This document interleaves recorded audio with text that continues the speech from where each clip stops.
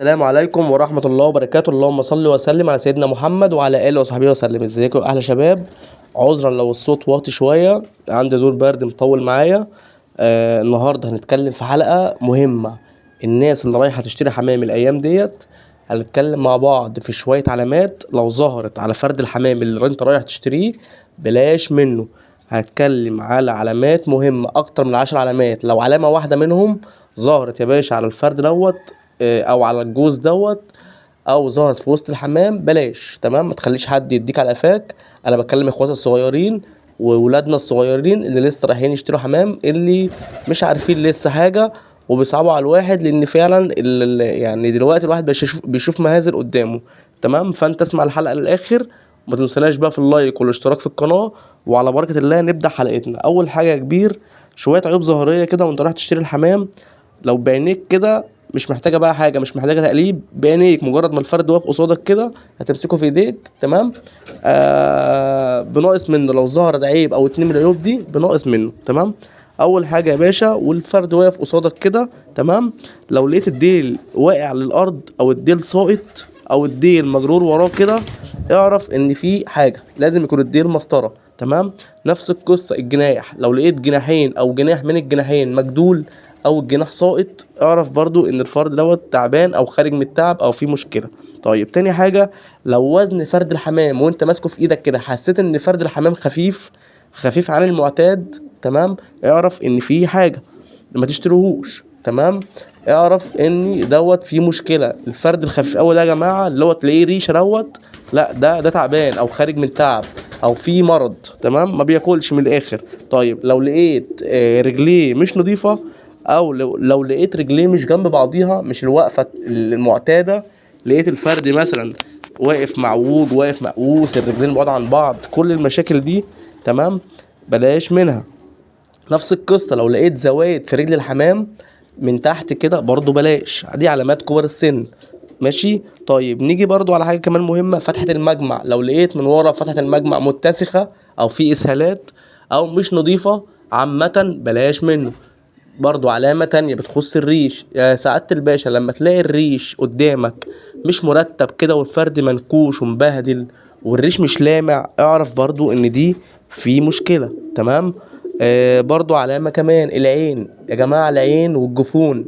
لو الجفون مش نظيفة او العين مش حادة كده وشكلها نظيف والفرد واقف منتبه في ايدك كده، اعرف برضو ان انت الفرد ده تعبان او في مشكلة، بلاش منه.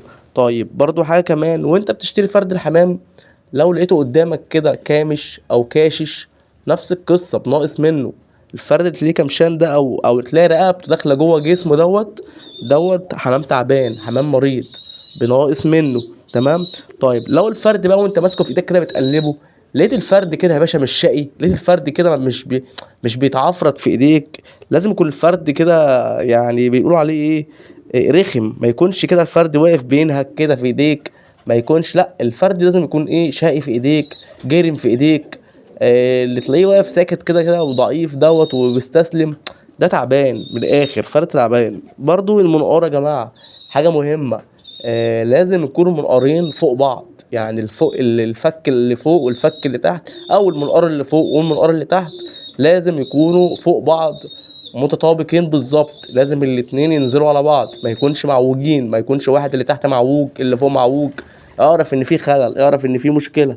الحاجات دي كلها يا باشا دي خلي بالك منها، حاجات صغيره بس بتقول لك ان الفرد ده معيوب، او الفرد دوت مش هينفع للفرخ او مش هينفع لتربيه.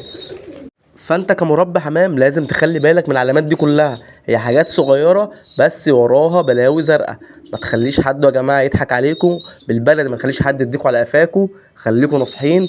انا دلوقتي الواحد بيشوف مهازل في الاسواق، الشباب الصغير بيشتروا حمام بزراميط بارقام، بيشتروا حمام زينة بارقام مبالغ فيها، ولا هي بيور ولا حمام ما يترباش، وحمام محدش يشتريه اساسا، ويا عيني بيدفعوا فيه ارقام وارقام جامده. برضه في بالنسبه لموضوع السعر، بص يا كبير، برضه حاجه من ضمن الخبره، يعني اللي انت لما تلاقي السعر مبالغ فيه، تلاقي السعر رخيص جدا عن ثمنه. مثلا القص، مثلا اللحم، لو افترضنا عامل 400 جنيه، لما تلاقي حد عنده لاحم يقول لك اللحم ده ب 250 جنيه او ب 270 جنيه، اعرف ان في مشكله.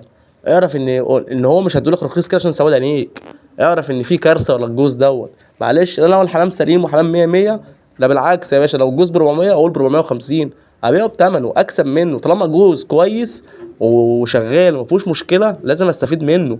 انا رقم واحد يعني، انا معلش رايح اشتري حمام، انا برضو ابقى ليا نظره لما الاقي الفرد سعره مبالغ فيه كده وسعره اقلق منه، اعرف ان في كارثه. الا بقى اذا كنت بشتري مثلا من حد حبيبي يعمل معايا خصم مش عارف ايه، انما واحد غريب او من تاجر غريب او من الاسواق وتلاقي فرد بثمنه ارخص، ما تفرحش، ما تقولش ده انا جايبه لقطه. لا يا باشا، اعرف ان الفرد ده وراه كارثه، او النتايه دي وراها كارثه. من الاخر ما حدش اهبل في الايام اللي احنا فيها ديت. فانتوا يا جماعه ما تخليش حد يضحك عليكم، ما تخليش حد يديكم على قفاكم بالبلدي كده، لان الواحد فعلا بيشوف مهازل في الاسواق. دي برضو كانت شويه علامات كده، وكانت موضوع الحلقه النهارده نركز يعني نركز في العلامات دي، وهي علامات اصلا المفروض ان المربي يكون عارفها. بس انا الحلقه دي للناس اللي لسه ايه مش عارفه قوي التربيه، او لستات البيوت امهاتنا واخواتنا اللي برضو ممكن يضحك عليهم. خلي بالك يا ست الكل لما تشتري حمام، خلي بالك يا اخويا، خلي بالك يا صاحبي، خلي بالك يا عزيزي المتابع. يعني الناس دي كلها تخلي بالنا يا جماعه، الايام اللي احنا فيها دي اصلا الغش مغرق الدنيا. من الاخر انت بقى زي ما اتفقنا نشتري من حد ثقه، ونشتري من حد عارفينه و...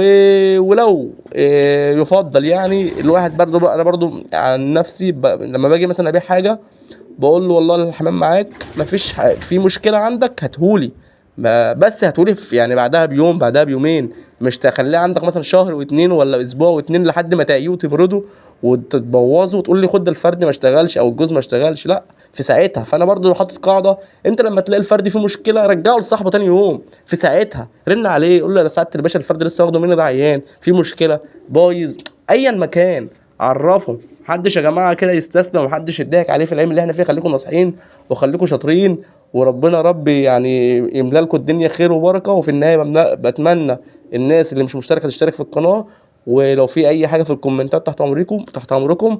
والسلام عليكم ورحمه الله وبركاته.